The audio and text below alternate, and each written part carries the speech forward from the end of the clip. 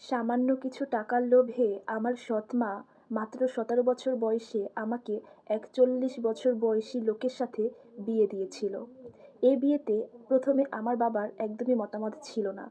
কিন্তু সৎ মায়ের চাপে পড়ে এবং আমাদের পরিবারের আর্থিক অবস্থার কথা চিন্তা করে আমার বাবা আমাকে এখানে বিয়ে দিয়েছিল। একদম ছোটবেলায় আমাদের পরিবারের কিছু সমস্যা নিয়ে আমার বাবা আর মা আলাদা হয়ে গিয়েছিল।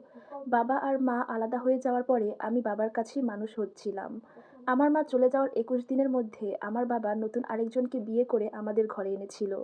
বাবার বিয়ের কয়েক মাস পর আমার মাও অন্য আরেকজনকে বিয়ে করেছে। তো তারা নিজেদের মতো করে তাদের নিজেদের সংসার গুছিয়ে নিয়েছিল। শুধুমাত্র একা হয়ে গিয়েছিলাম আমি। ওই সময়টাতে আমার বাবা আর মা কেউই কাছে ছিল না। কাছের বলতে ছিল শুধুমাত্র দাদি। আমি আমার দুঃখ সুখের সব গল্প দাদির সাথে শেয়ার করতাম। দাদির আঁচলেই চোখ লুকাতে পারতাম। একটা সময় পর আমার দাদিও এই পৃথিবী ছেড়ে আমাকে ছেড়ে চলে গেলেন। মানে সুখ দুঃখ শেয়ার করার মতো আর কেউই রইল না আমার কাছে। আমি পুরোটাই একা হয়ে গিয়েছিলাম তখন। আমার সৎ মা অনেক আগে থেকেই আমাকে বিয়ে দেওয়ার চেষ্টায় ছিল। সে চাইতো আমার থেকে অনেক বয়স্ক একটা লোকের সাথে আমাকে বিয়ে দিয়ে দিবে।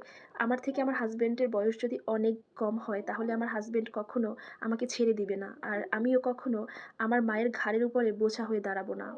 তাই আমার বয়স যখন মাত্র ১২ হয় তখন থেকেই মা বয়স্ক পাত্র দেখতো আমার জন্য। তবে শুধু বয়স্ক হলেই হবে না, ছেলের অনেক টাকা পয়সা থাকতে হবে। আমার নাম সোমা। বাড়ি বরিশাল, শ্বশুরবাড়ি ঢাকায়। আমার বাবা পেশায় একজন কৃষক ছিলেন। আমাদের আর্থিক অবস্থা এতটাই খারাপ ছিল যে, যেদিন আমার বাবা কাজে যেত শুধুমাত্র সেদিনই আমাদের বাসায় রান্না হতো। আমার বাবা একদিন কাজে না গেলে সেদিন আর আমাদের খাবার খাওয়া হতো না। এই অসচ্ছল পরিবারেও আমার মায়ের চাহিদার কোনো কমতি ছিল না। আমার মায়ের রঙিন টিভি, দামি আসবাবপত্র, নতুন ভোরকা এসব ছিল তার চাহিদা। আমার বাবা যখন আমার সৎ মায়ের এইসব চাহিদা পূরণ করতে না পারত, তখন আমার সৎ মা আমার বাবাকে বলত, "মেয়েটাকে একটা বুড়া বেডার লগে বিয়ে দিয়ে কতগুলা টাকা আনলেই তো হয়।" মা আমার বাবাকে না জানিয়ে অনেক জায়গা থেকে কিস্তি তুলত। শেষ পর্যন্ত সেই কিস্তির টাকা আমার বাবাকেই পরিশোধ করতে হতো। আমার সৎ মা তো আগে থেকেই সুযোগে ছিল আমাকে একটা বুড়া বেটার সাথে বিয়ে দিবে। যাই হোক, এরই মধ্যে ঢাকা থেকে একটা সম্বন্ধ আসলো। ছেলের অনেক সয়-সম্পত্তি আছে, টাকা পয়সারও কোনো অভাব নেই। বিলাসবহুল বাড়ি। ছেলে প্রবাসী শুনে আমার বাবা আর মা দুজনই রাজি হলো।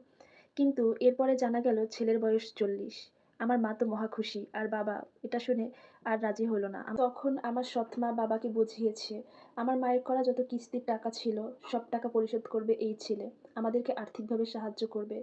আমাদের পরিবারের সমস্ত দায়িত্ব নিবে এই ছেলে। তো এইসব কথা শুনে আমার বাবাও রাজি হলো। আমার হ্যাঁ এবং না এর কথা চিন্তা না করেই হুট করে আমার বিয়ে ঠিক করে ফেলা হয়। আমার বিয়ের সমস্ত খরচ আমার শ্বশুরবাড়ি থেকেই দেয়া হয়। আমার হাসব্যান্ড টানা ২০ বছর বিদেশে ছিল।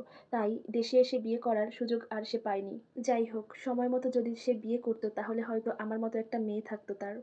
বিয়ের আগে আমার মাকে যেসব কথা দিয়েছিল তারা, বিয়ের পরে সমস্ত কথা তারা রেখেছিল।